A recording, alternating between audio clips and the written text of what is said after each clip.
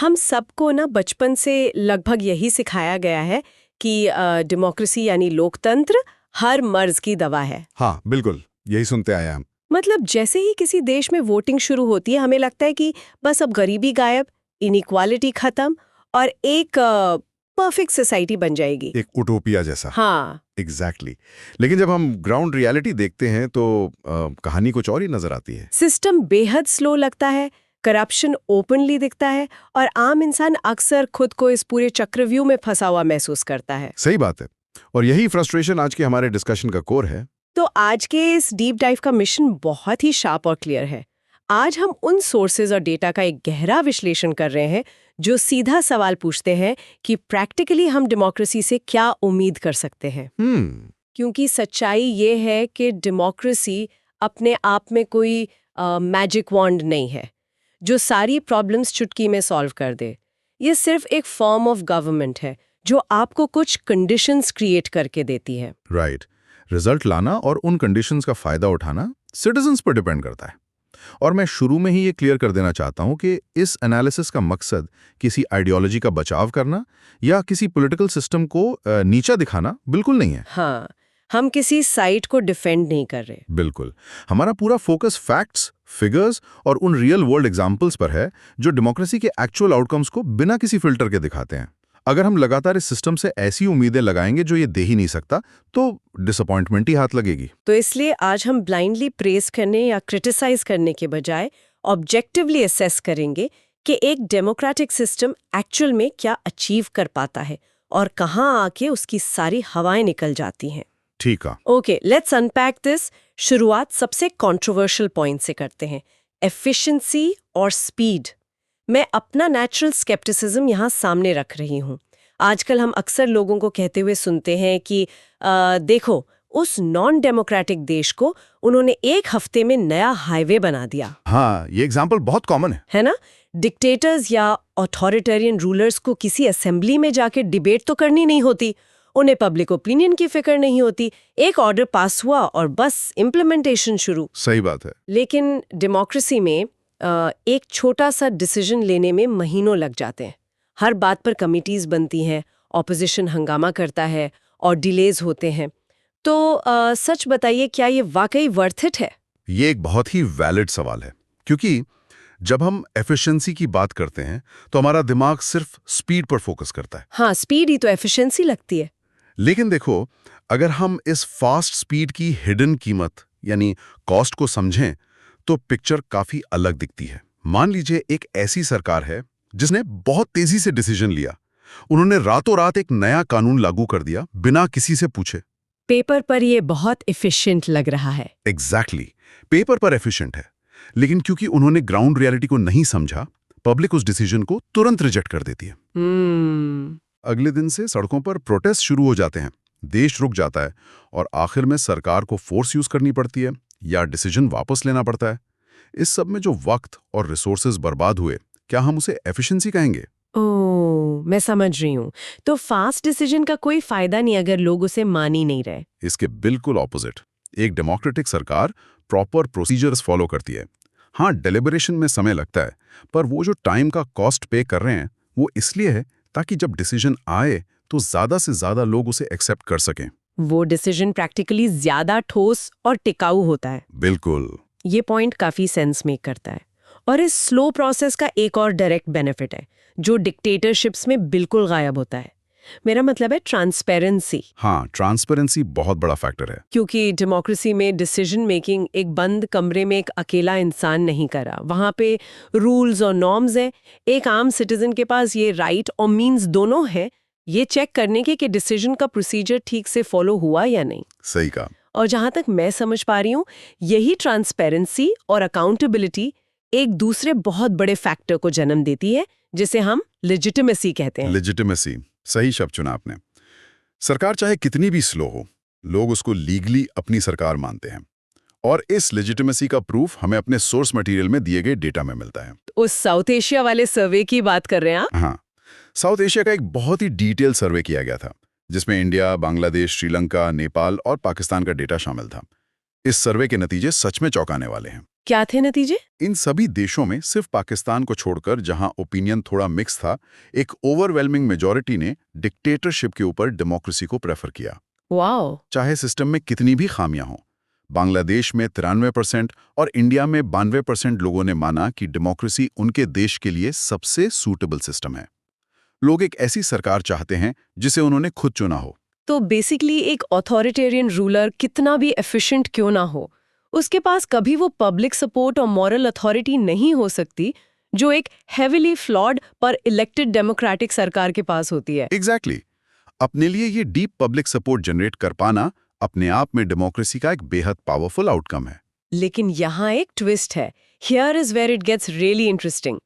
क्या इस लेजिटिमेसी की कीमत गरीबी और आर्थिक पिछड़ेपन से चुकाई जा रही है? आप इकोनॉमिक्स की बात कर रही हैं।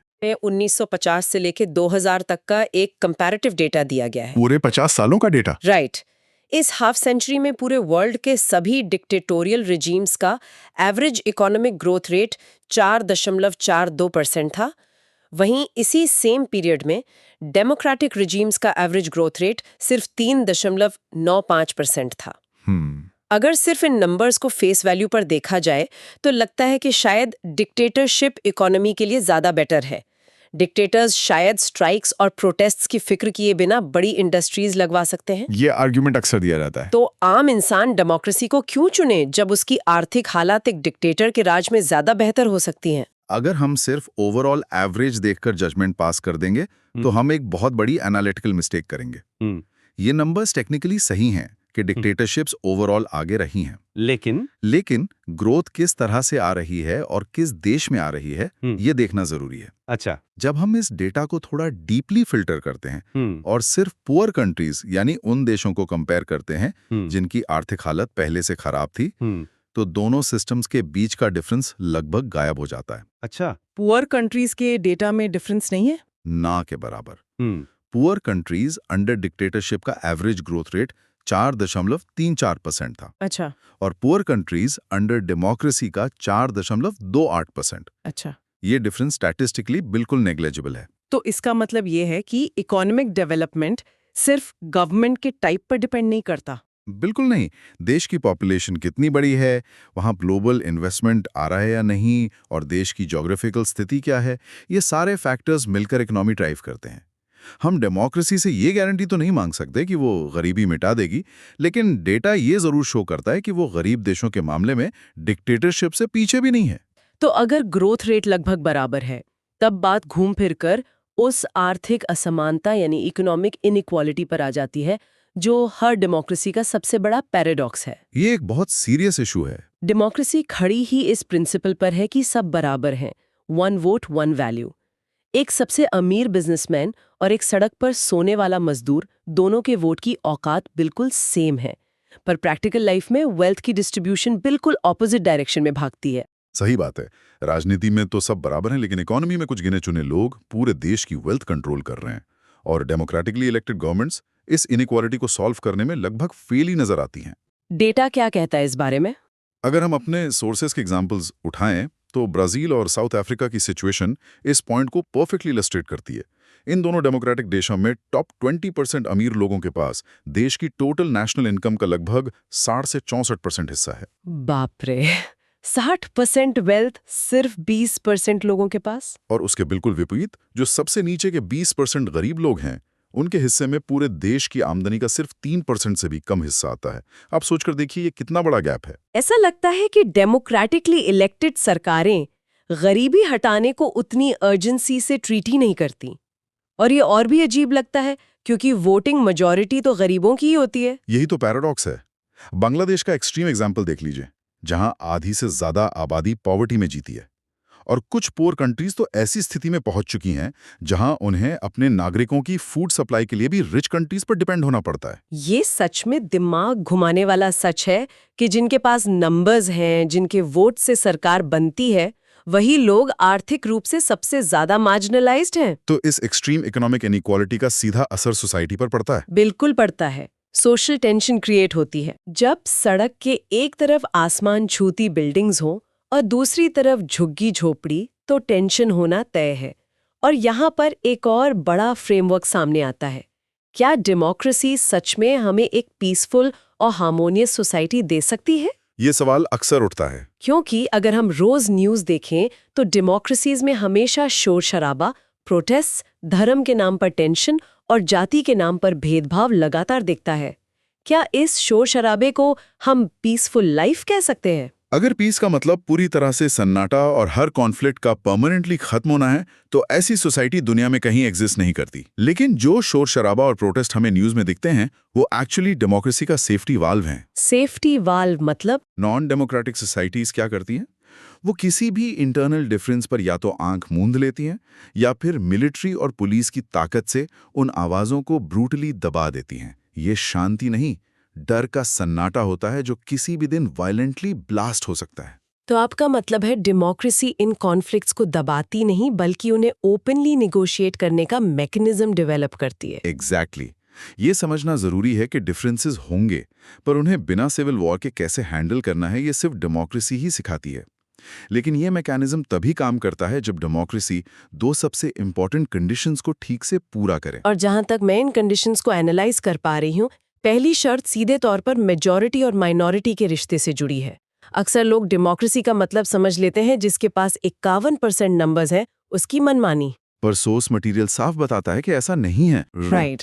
मेजॉरिटी को लगातार प्रैक्टिकली माइनॉरिटी के साथ मिलकर काम करना पड़ता है। उन्हें कॉन्फिडेंस में लेना होता है। अगर मेजॉरिटी सिर्फ अपने बारे में सोचेगी तो सरकार पूरे देश का जनरल व्यू रिप्रेजेंट नहीं कर पाएगी। बिल्कुल सही पकड़ा आपने। और इसी से जुड़ी दूसरी शर्त भी है। जहां हमने पास्ट में श्रीलंका जैसी डिजास्टरस सिचुएशन देखी है, वहां मेजॉरिटी का कॉन्सेप्ट ही डिस्टॉर्ट हो गया था। हाँ, श्रीलंका का एग्जाम्पल काफी आई ओपनिंग है। वो दूसरी कंडीशन क्या है, ठीक से समझाएंगे? दूसरी शर्त यह है कि किसी भी डेमोक्रेटिक सोसाइटी में रूल बाय मेजॉरिटी का मतलब किसी स्पेसिफिक रिलीजन, रेस या लैंग्वेज के आधार पर बनाई गई मेजॉरिटी बिल्कुल नहीं हो सकता। जैसे श्रीलंका में हुआ था। हाँ, वहां सिन्हाला स्पीकिंग मेजॉरिटी ने खुद को एक परमानेंट मेजॉरिटी बना लिया और तमिल स्पीकिंग लोगों को लगातार हर जगह से मार्जिनाइज कर दिया। डेमोक्रेसी तब तक ही जिंदा रहती है जब तक देश के हर आम नागरिक के पास किसी न किसी मुद्दे पर मेजॉरिटी का हिस्सा बनने का चांस हो। मतलब कोई परमानेंट एक्सक्लूजन नहीं होना चाहिए। अगर आपने किसी इंसान या ग्रुप को उसके जन्म के आधार पर सिस्टम से बाहर कर दिया और वो कभी मेजॉरिटी का हिस्सा नहीं बन सकते, तो उनके लिए वो डेमोक्रेसी नहीं, एक तानाशाही बन जाती है। इंक्लूसिविटी ही इस पूरे सिस्टम की जान है। ये एक्सक्लूसिविटी और इंक्लूसिविटी वाली बात हमें सीधा इंडिविजुअल लेवल पर ले आती है, हर इंसान की पर्सनल डिग्निटी और फ्रीडम पर।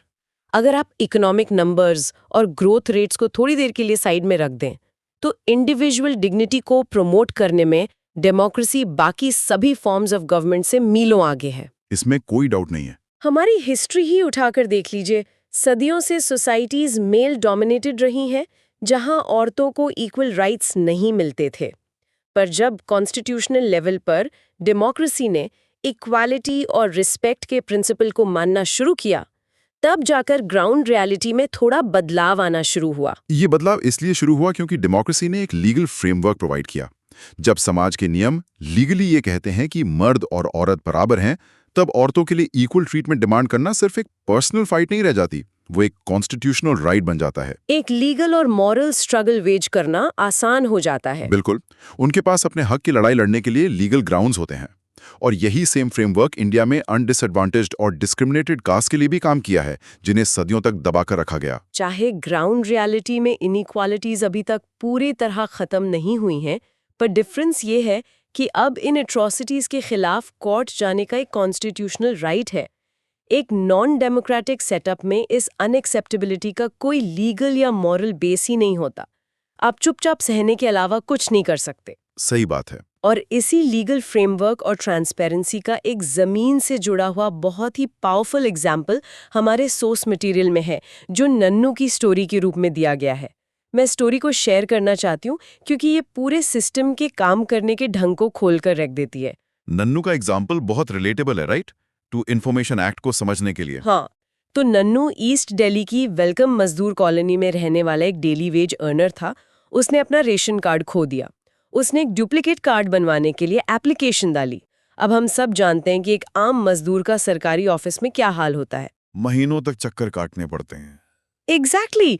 महीनों तक ऑफिशियल्स ने उसे इग्नोर किया, उसका काम होना तो दूर की बात, कोई ठीक से उसके एप्लीकेशन का स्टेटस तक नहीं बताता था। वो पूरी तरह से फ्रस्ट्रेटेड हो चुका था। फिर नन्नू ने फाइनली आरटीआई एक्ट यानी राइट टू इन्फॉर्मेशन का इस्तेमाल किया। उसने चुप बैठने के बजाय एप्लीकेशन फाइल कर दी और डायरेक्ट सवाल पूछे कि उसकी फाइल पर एक्शन क्यों नहीं हो रहा और किन ऑफिशियल्स की ड्यूटी थी। और इस स्टेप का इम्पैक्ट देखिए। आरटीआई डालने के सिर्फ 1 हफ्ते के अंदर एक सरकारी इंस्पेक्टर सीधा नन्नू के घर पहुंच गया। उसने रिस्पेक्टफुली नन्नू को बताया कि रेशन कार्ड बन चुका है। अगले दिन जब नन्नू ऑफिस गया तो जो फूड एंड सप्लाई ऑफिसर महीनों तक उसे इग्नोर कर रहा था, उसने आगे बढ़कर नन्नू को चाय ऑफर की। चाय भी पिलाई और रिक्वेस्ट भी की, आरटीआई वापस ले लीजिए। हाँ, ये एग्जाम्पल दिखाता है कि डेमोक्रेसी में सिटीजन एक्शन और ट्रांसपेरेंसी का एक्चुअली में कैसा इम्पैक्ट होता है। ये केस सिर्फ एक सक्सेस स्टोरी नहीं है, बल्कि ये डेमोक्रेसी के उस कंटिन्यूअस एग्जामिनेशन की तरफ इशारा करता है। डेमोक्रेसी की सबसे डिस्टिंक्ट बात यही है कि इसका टेस्ट कभी खत्म नहीं होता। टेस्ट खत्म नहीं होता मतलब लोग जब एक बेनिफिट पाते हैं तो और डिमांड्स करते हैं, वो नए कंप्लेन्स लेकर आते हैं। एक समय था जब लोग राजा की प्रजा या सब्जेक्ट्स थे, लेकिन नन्नू जैसे इंसिडेंट साबित करते हैं कि अब लोग प्रजा नहीं रहे, वो सिटीजन्स बन गए हैं। वो अपने राइट्स जानते हैं। तो मैं इसको ऐसे समराइज कर सकती हूँ कि पब्लिक का डिससैटिस्फैक्शन डेमोक्रेसी का फेलियर नहीं, बल्कि उसकी सक्सेस का सबसे बड़ा एविडेंस है। ये दिखाता है कि लोग अब पावर होल्डर्स को क्रिटिकली देखने लगे हैं। बिल्कुल, अगर लोग कंप्लेन कर रहे हैं, इसका मतलब सिस्टम जिंदा है और लोग एक्सपेक्ट करते हैं कि सिस्टम उनके लिए काम करेगा।